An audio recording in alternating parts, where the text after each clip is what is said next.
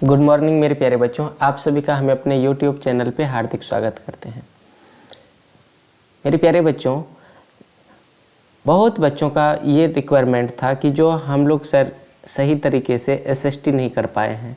तो मेरे प्यारे बच्चों, बिहार बोर्ड एग्ज़ाम में 10th क्लास में पूछे जाने वाले जो भी इम्पोर्टेंट टर्म है उसको आज हम डिस्कशन करेंगे। SST का जितने भी मोस्ट इम्पोर्टेंट टर्म है उसको डिस्कस करने का कोशिश करेंगे मेरे प्यारे बच्चों। तो चलिए उसी के क्रम में हम आपको जो है SST के जो इम्पोर्टेंट टर्म है उसके बारे में समझाएंगे। तो चलिए देखते हैं। पहला टर्म है मेरे प्यारे बच्चों, क्या है? उपनिवेश। मेरे प्यारे बच्चों, पहला टर्म है आपका उपनिवेश। उपनिवेश क्या है? जब कोई शक्तिशाली देश किसी कमज़ोर देश पर अपना शासन चलाता है तथा उसका आर्थिक शोषण करता है तो वह कमज़ोर देश उस शक्तिशाली देश का उपनिवेश कहलाता है।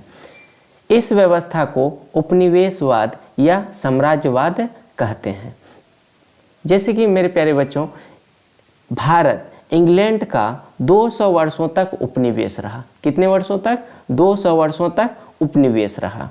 तो मेरे प्यारे बच्चों, आपको समझ में आ गया होगा। देखिए, कोई भी राष्ट्र किसी अन्य राष्ट्र के अधीन जब रहता है, जो राष्ट्र उस राष्ट्र के अधीन रहता है, जिसके अधीन रहता है कोई भी राष्ट्र, उस राष्ट्र को उस देश का क्या कहते हैं? उपनिवेश कहते हैं। जैसे कि आपको यहाँ पे दिया हुआ है, भारत जो है करीब 200 वर्षों तक इंग्लैंड का उपनिवेश रहा।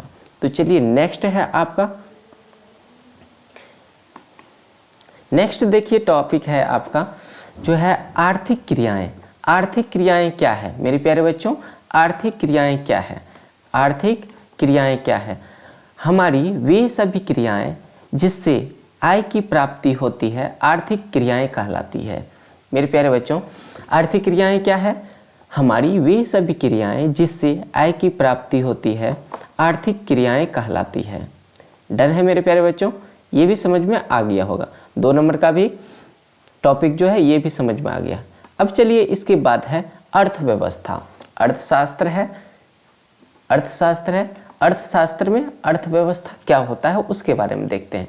अर्थशास्त्र में देखिए, अर्थव्यवस्था आर्थर लुईस के अनुसार, किसके अनुसार मेरे प्यारे बच्चों? अर्थव्यवस्था आर्थर लुईस के अनुसार अर्थव्यवस्था का अर्थ किसी देश के संपूर्ण व्यवहार से होता है।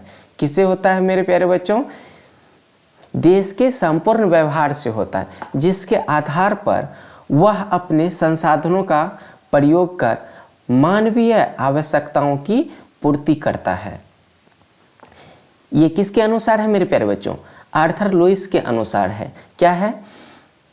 अर्थव्यवस्था का अर्थ किसी देश के संपूर्ण व्यवहार से होता है, जिसके आधार पर वह अपने संसाधनों का प्रयोग कर मानवीय आवश्यकताओं की पूर्ति करता है। चलिए, ये तो हो गया आर्थर लुईस के अनुसार। अब देखिए इसके बाद है ब्राउन के अनुसार क्या है अर्थव्यवस्था की परिभाषा। ब्राउन के अनुसार अर्थव्यवस्था आजीविका अर्जन की एक प्रणाली है। क्या है मेरे प्यारे बच्चों? अर्थव्यवस्था आजीविका अर्जन की एक प्रणाली है। तो डन है मेरे प्यारे बच्चों, ये भी समझ में आ गया होगा। आप नोट कर लेंगे, देखने के बाद में नोट कर लेंगे, या फिर आप साथ साथ नोट करते हुए चले जा सकते हैं। चलिए नेक्स्ट टॉपिक देखिए। नेक्स्ट है आपका मेरे प्यारे बच्चों, क्या है? नेक्स्ट है आपका अर्थव्यवस्था के कार्य। देखिए, अर्थव्यवस्था के कार्य क्या क्या होते हैं मेरे प्यारे बच्चों? अर्थव्यवस्था के कार्य इस प्रकार है। देखिए, पहला जो है मेरे प्यारे बच्चों, अर्थव्यवस्था लोगों की आवश्यकताओं की आपूर्ति के लिए वस्तुओं तथा सेवाओं का उत्पादन करती है। क्या है मेरे प्यारे बच्चों? अर्थव्यवस्था लोगों की आवश्यकताओं की आपूर्ति के लिए वस्तुओं तथा सेवाओं का उत्पादन करती है। और 2 नंबर देखिए क्या है? 2 नंबर है मेरे प्यारे बच्चों, लोगों को रोजगार उपलब्ध कराती है। क्या चीज़ है? 2 नंबर है लोगों को रोजगार उपलब्ध कराती है। ये हो गया मेरे प्यारे बच्चों अर्थव्यवस्था के कार्य। ठीक है, डन है। नेक्स्ट देखिए टॉपिक, नेक्स्ट है आपका क्या, नेक्स्ट है अर्थव्यवस्था के भाग। अर्थव्यवस्था के कितने भाग होते हैं उसके बारे में है। किसके बारे में मेरे प्यारे बच्चों, अर्थव्यवस्था के भाग कितने होते हैं उसके बारे में है। देखिए अर्थव्यवस्था के कितने भाग हैं। अर्थव्यवस्था के मेरे प्यारे बच्चों मुख्य 3 भाग होता है। कितने भाग, मुख्य 3 भाग होता है। कौन कौन, देखिए प्राथमिक क्षेत्र जैसे कृषि, पशुपालन, वन और मछली पालन, ये जो है आपका प्राथमिक क्षेत्र में आता है। देश की अर्थव्यवस्था में प्राथमिक क्षेत्र की भूमिका 22% है। कितना है मेरे प्यारे बच्चों, 22% है। किनका, प्राथमिक क्षेत्र का।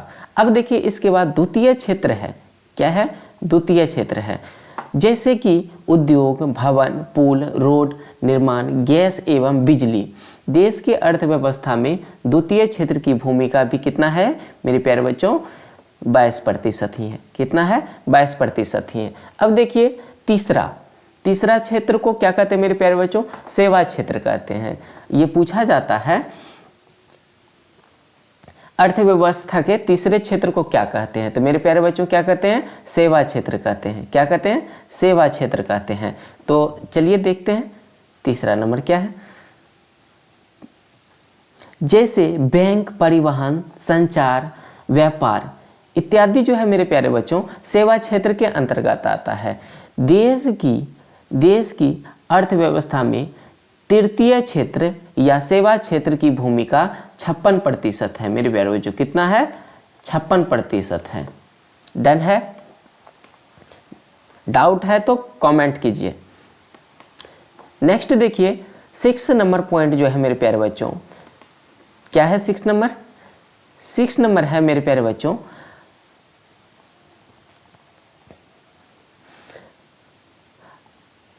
अर्थव्यवस्था के प्रकार। क्या है, अर्थव्यवस्था के प्रकार। अर्थव्यवस्था के प्रकार, अर्थव्यवस्था के निम्नलिखित प्रकार है।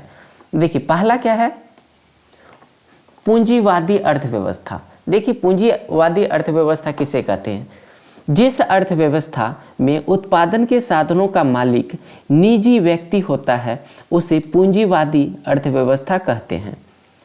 पूंजीवादी अर्थव्यवस्था अमेरिका, जापान, ऑस्ट्रेलिया में है।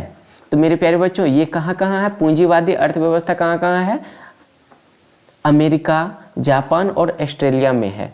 तो नेक्स्ट देखिए इसके बाद दूसरा है समाजवादी अर्थव्यवस्था।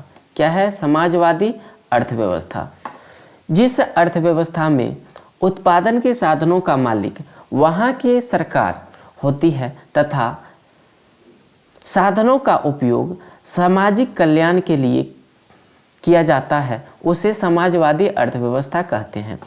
इस अर्थव्यवस्था का स्वरूप बदल रहा है। इसका स्वरूप क्या हो रहा है मेरे प्यारे बच्चों, बदल रहा है। यह कहीं भी लागू नहीं है मेरे प्यारे बच्चों। ये जो है दूसरा जो है आपका समाजवादी अर्थव्यवस्था, यह कहीं भी अभी तक लागू नहीं है मेरे प्यारे बच्चों। लास्ट जो है तीसरा जो है आपका क्या है, तीसरा है मेरे प्यारे बच्चों, देखिए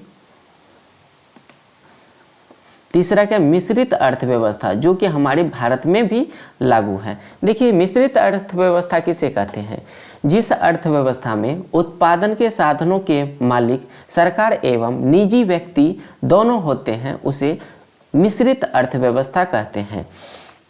मिश्रित अर्थव्यवस्था मेरे प्यारे बच्चों भारत में कैसा व्यवस्था है, मिश्रित अर्थव्यवस्था है। भारत में कौन सा अर्थव्यवस्था है मेरे प्यारे बच्चों, मिश्रित अर्थव्यवस्था है। ये आपको पूछा जाता है बोर्ड एग्जाम में। ठीक है, चलिए नेक्स्ट। इसके बाद देखिए नेक्स्ट है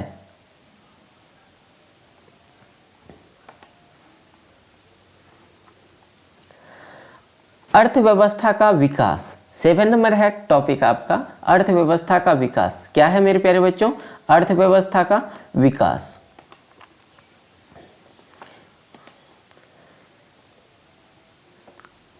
आर्थिक विकास, उसी के क्रम में देखिए अर्थव्यवस्था के विकास के क्रम में जो है देखिए पहला है आपका आर्थिक विकास। मेरे प्यारे बच्चों आर्थिक विकास क्या है उसके बारे में देखिए। रोस्टोव के अनुसार क्या है मेरे प्यारे बच्चों? रोस्टोव के अनुसार आर्थिक विकास श्रम शक्ति में पृथ्वी तथा जनसंख्या में वृद्धि के बीच का संबंध है। क्या है मेरे प्यारे बच्चों? रोस्टोव के अनुसार आर्थिक विकास श्रम शक्ति में पृथ्वी तथा जनसंख्या में वृद्धि के बीच का संबंध है। अर्थव्यवस्था का मुख्य उद्देश्य अर्थव्यवस्था के सभी क्षेत्रों में उत्पादकता के ऊंचे स्तर को प्राप्त करना है। मेरे प्यारे बच्चों देखिए क्या बोल रहा है? अर्थव्यवस्था का मुख्य उद्देश्य अर्थव्यवस्था के सभी क्षेत्रों में उत्पादकता के ऊंचे स्तर को प्राप्त करना है। इसके बाद देखिए नेक्स्ट है आपका क्या है जी? नेक्स्ट है समावेशी विकास। मेरे प्यारे बच्चों समावेशी विकास क्या है इसके बारे में देखिए। आर्थिक विकास की ऐसी प्रक्रिया जिससे समाज के सभी वर्गों का जीवन स्तर ऊंचा हो उसे समावेशी विकास कहते हैं। मेरे प्यारे बच्चों समावेशी विकास किसे कहते हैं? देखिए समावेशी विकास किसे कहते हैं? समावेशी विकास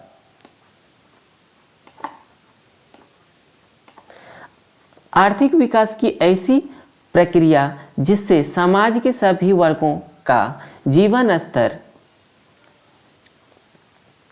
ऊंचा हो उसे समावेशी विकास कहते हैं। मेरे प्यारे बच्चों डन है। ये क्या हो गया आपका? अर्थव्यवस्था का विकास। कौन कौन? आर्थिक विकास, समावेशी विकास। दो तरह का आपको विकास बताए अर्थव्यवस्था का विकास। आर्थिक विकास, दूसरा क्या है? समावेशी विकास। नेक्स्ट देखिए ब्रंटलैंड आयोग क्या है? मेरे प्यारे बच्चों ब्रंटलैंड आयोग क्या है? ब्रंटलैंड आयोग के अनुसार विकास की वह प्रक्रिया जिससे वर्तमान आवश्यकताओं की पूर्ति भावी पीढ़ी को क्षति पहुंचाए बिना की जाती है उसे सतत विकास कहते हैं। देखिए ब्रंटलैंड आयोग के अनुसार जो है आपका सतत विकास का परिभाषा कैसा है? ब्रंटलैंड आयोग के अनुसार विकास की वह प्रक्रिया जिसमें वर्तमान आवश्यकताओं की आपूर्ति भावी पीढ़ी को क्षति पहुंचाए बिना की जाती है। ये मेरे प्यारे बच्चों क्या हो गया? सतत विकास। उसे क्या कहते हैं मेरे प्यारे बच्चों? सतत विकास। नेक्स्ट देखिए क्या है? आर्थिक नियोजन। क्या है जी? आर्थिक नियोजन।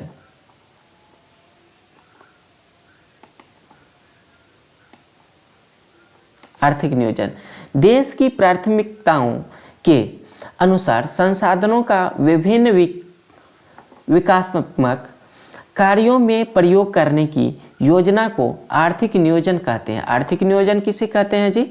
देश के प्राथमिकताओं के अनुसार संसाधनों का विभिन्न विकासात्मक कार्यों में प्रयोग करने की योजना को आर्थिक नियोजन कहते हैं।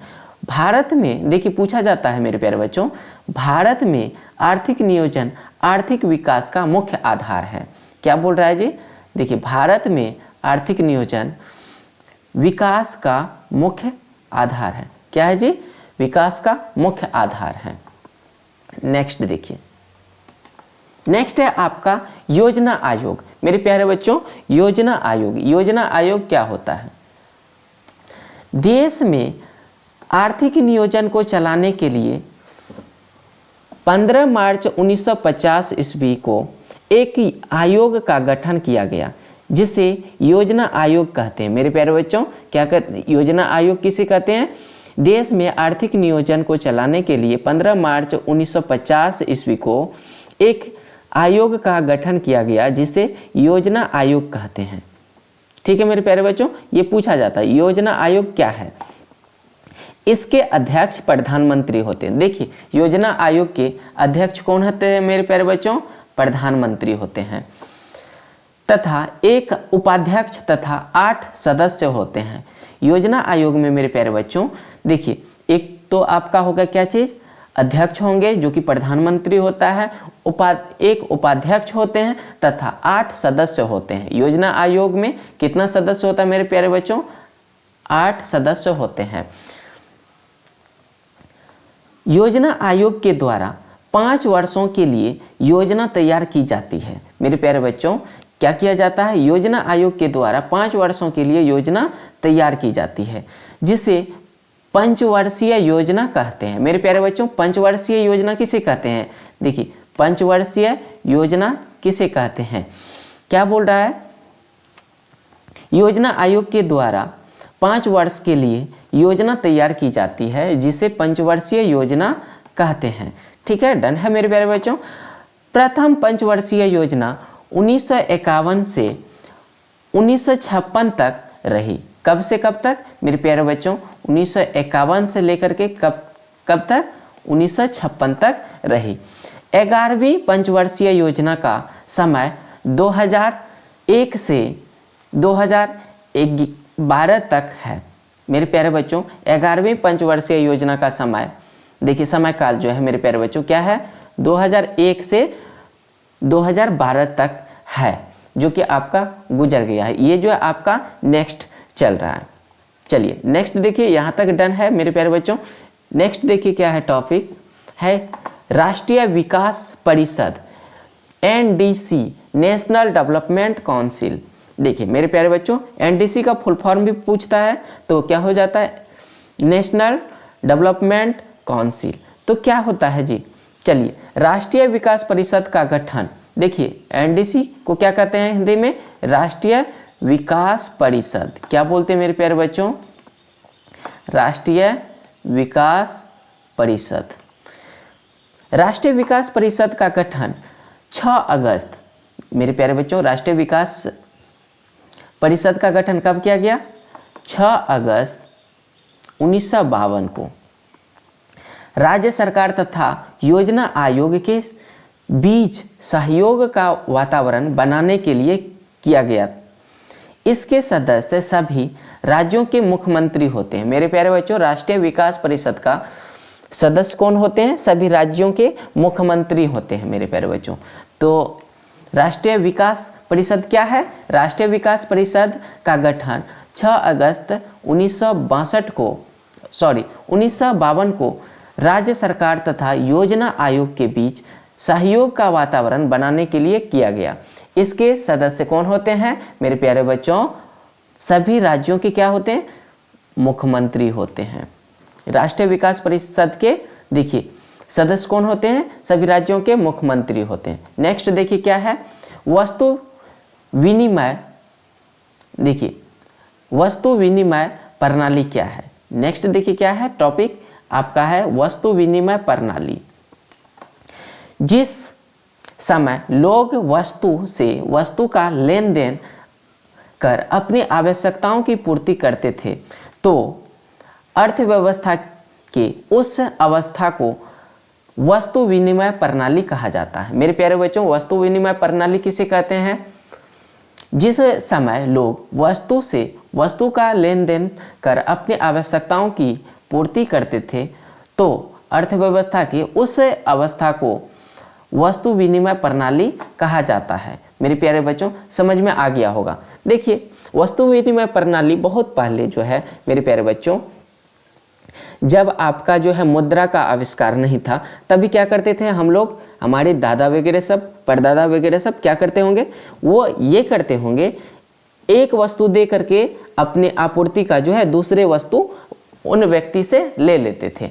तो ऐसी अवस्था को जो है, ये समय काल जो था, ये जो है आपका कैसा व्यवस्था था? वस्तु विनिमय प्रणाली कहलाता था। चलिए नेक्स्ट क्या है मेरे प्यारे बच्चों? मौद्रिक प्रणाली। क्या है? मौद्रिक प्रणाली। अपनी आवश्यकता, देखिए मौद्रिक प्रणाली अपनी आवश्यकताओं की पूर्ति के लिए मुद्राओं से क्रय विक्रय का कार्य किया जाता है। देखिए अपनी आवश्यकताओं के लिए मुद्रा यानी कि रुपया से जो है क्या किया जाता है? अपनी आवश्यकताओं के लिए जो है मुद्रा से लेन देन किया जाता है, खरीद बिक्री किया जाता है। मेरे प्यारे बच्चों, इस अवस्था को मौद्रिक प्रणाली कहा जाता है। मेरे प्यारे बच्चों, इस अवस्था को क्या कहते हैं? मौद्रिक प्रणाली। मौद्रिक प्रणाली किसे कहते हैं? अपनी आवश्यकताओं की पूर्ति के लिए मुद्राओं से क्रय विक्रय का कार्य किया जाता है, तो अर्थव्यवस्था के इस अवस्था को मौद्रिक प्रणाली कहा जाता है। नेक्स्ट देखिए टॉपिक क्या है, ये आपको डन है। देखिए फिर देखिए मेरे प्यारे बच्चों 14 नंबर जो है नेक्स्ट टॉपिक जो है आपका बैंकिंग प्रणाली। देखिए बैंकिंग प्रणाली किसे कहते हैं? जब विनिमय का कार्य बैंक के माध्यम से किया जाता है तो उसे बैंकिंग प्रणाली कहते हैं। मेरे प्यारे बच्चों बैंकिंग प्रणाली किसे कहते हैं? जब विनिमय का कार्य बैंक के माध्यम से किया जाता है तो उसे बैंकिंग प्रणाली कहते हैं। नेक्स्ट देखिए मेरे प्यारे बच्चों कोर बैंकिंग प्रणाली क्या है? नेक्स्ट है आपका टॉपिक कोर बैंकिंग प्रणाली। ठीक है मेरे प्यारे बच्चों, जब एक व्यक्ति एक स्थान से दूसरे स्थान तक तुरंत बैंक के माध्यम से मुद्रा का लेन देन करता है तो बैंक की इस प्रणाली को कोर बैंकिंग प्रणाली कहते हैं। यह प्रणाली कंप्यूटर के माध्यम से संचालित होती है। यह प्रणाली किसके माध्यम से संचालित होती है? कंप्यूटर के माध्यम से संचालित होती है। देखिए जब एक व्यक्ति एक स्थान से दूसरे स्थान तक तुरंत बैंक के माध्यम से मुद्रा का लेन देन करता है तो बैंक की इस प्रणाली को कोर बैंकिंग प्रणाली कहते हैं। यह प्रणाली कंप्यूटर के द्वारा संचालित होता है। किसके द्वारा संचालित होता है? कंप्यूटर के द्वारा संचालित होता है मेरे प्यारे बच्चों। चलिए नेक्स्ट है आपका मेरे प्यारे बच्चों, देखिए मानव विकास सूचकांक HDI ह्यूमन डेवलपमेंट इंडेक्स। मानव विकास सूचकांक मेरे प्यारे बच्चों मानव विकास सूचकांक क्या है? देखिए राष्ट्रीय विकास का कार्यक्रम ने मानव विकास रिपोर्ट तैयार किया। देखिए राष्ट्रीय विकास कार्यक्रम ने मानव विकास रिपोर्ट तैयार किया। इसके आधार पर प्रति व्यक्ति शिक्षा, स्वास्थ्य एवं आय की तुलना विभिन्न देशों में की गई। इसे क्या कहते हैं मेरे प्यारे बच्चों? ये जो है आपका तुलना जो किया गया इसे ही क्या कहते हैं? मानव विकास सूचकांक कहते हैं। अप्रैल 2002 को भारत की पहली मानव विकास रिपोर्ट जारी की गई। इसमें केरल को सबसे ऊपर रखा गया। मेरे प्यारे बच्चों 2002 को जो है मेरे प्यारे बच्चों पहली मानव विकास रिपोर्ट जो तैयार किया गया, जारी किया गया, उसमें जो है मेरे प्यारे बच्चों केरल को सबसे ऊपर रखा गया। किसको ऊपर रखा गया? केरल को सबसे ऊपर रखा गया। नेक्स्ट देखिए मेरे प्यारे बच्चों लास्ट है आपका मेरे प्यारे बच्चों आर्थिक संरचना। देखिए आर्थिक संरचना किसे कहते हैं मेरे प्यारे बच्चों? आर्थिक संरचना किसे कहते हैं? वे सभी तत्व जो देश के आर्थिक विकास के आधार है उसे आर्थिक संरचना कहते हैं। आर्थिक संरचना किसे कहते हैं? वे सभी तत्व जो देश के आर्थिक विकास के आधार है उसे आर्थिक संरचना कहते हैं। जैसे बिजली, परिवहन, बैंक, संचार, स्कूल, अस्पताल इत्यादि। मेरे प्यारे बच्चों इस तरह आपका जो है आज जो जितने भी टॉपिक था उसका हमने कवर किया। और नेक्स्ट जो है इसके बाद मेरे प्यारे बच्चों यदि आपको अच्छा लगा है तो प्लीज़ कमेंट कीजिए। इसके बाद जो मेरे प्यारे बच्चों अर्थशास्त्र में इकोनॉमिक्स में है मेरे प्यारे बच्चों हम क्या करेंगे? क्वेश्चन बैंक का सॉल्यूशन करेंगे। किसको करेंगे? क्वेश्चन बैंक का सॉल्यूशन करेंगे और जो मोस्ट इंपोर्टेंट क्वेश्चन है उसका डिस्कशन करेंगे। चलिए मेरे प्यारे बच्चों आज का सफ़र यहीं तक रखते हैं। तब तक के लिए धन्यवाद मेरे प्यारे बच्चों। जय हिंद।